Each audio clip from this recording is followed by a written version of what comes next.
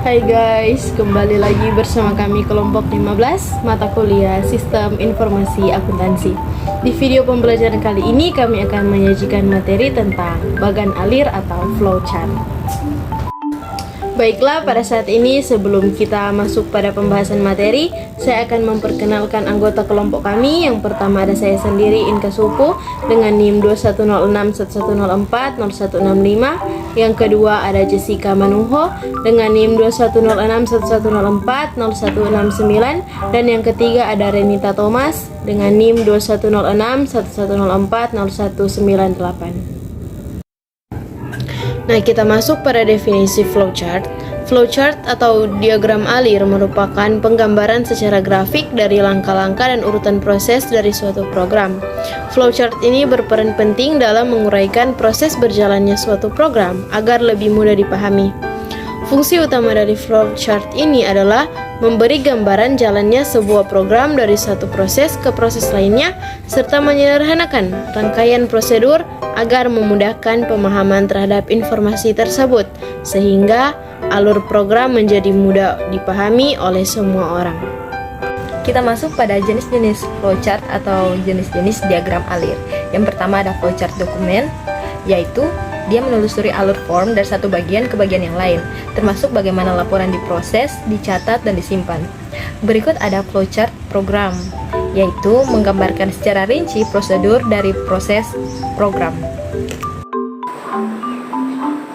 3. Flowchart skematik menampilkan tahapan atau proses kerja yang sedang berlangsung di dalam sistem secara menyeluruh. Selain itu, flowchart sistem juga menguraikan urutan dari setiap prosedur yang ada di dalam sistem.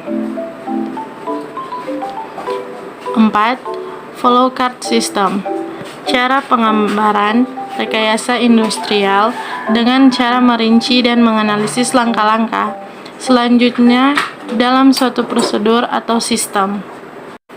5. Flowchart proses menampilkan alur prosedur suatu sistem hampir sama dengan flowchart sistem. Namun, ada perbedaan dalam penggunaan simbol-simbol dalam menggambarkan alur. Simbol-simbol flowchart. 1. Flow line menunjukkan arah proses. Setiap flow line menghubungkan dua blok. 2. Terminal menunjukkan awal atau akhir diagram alur. 3. Proses mewakili langkah dalam suatu proses. Ini adalah komponen yang paling umum dari diagram alur. 4. Decision menunjukkan langkah yang menentukan langkah selanjutnya dalam suatu proses. Ini biasanya merupakan pertanyaan ya atau tidak, atau benar atau salah. 5. Input atau output menunjukkan proses pemasukan atau mengeluarkan data eksternal. Simbol flowchart berikutnya ada predefined process yang menunjukkan proses bernama yang didefinisikan di tempat lain.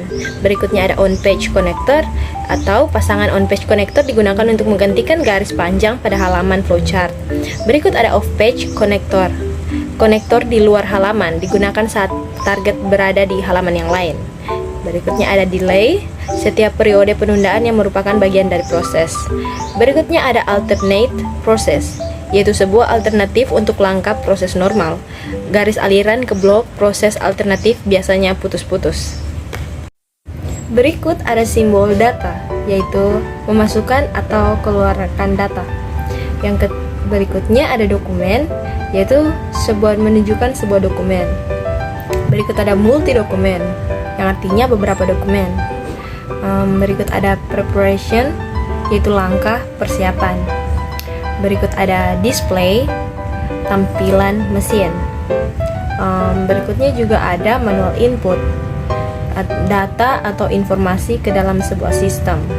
Dan yang terakhir adalah manual operation atau langkah proses yang tidak otomatis.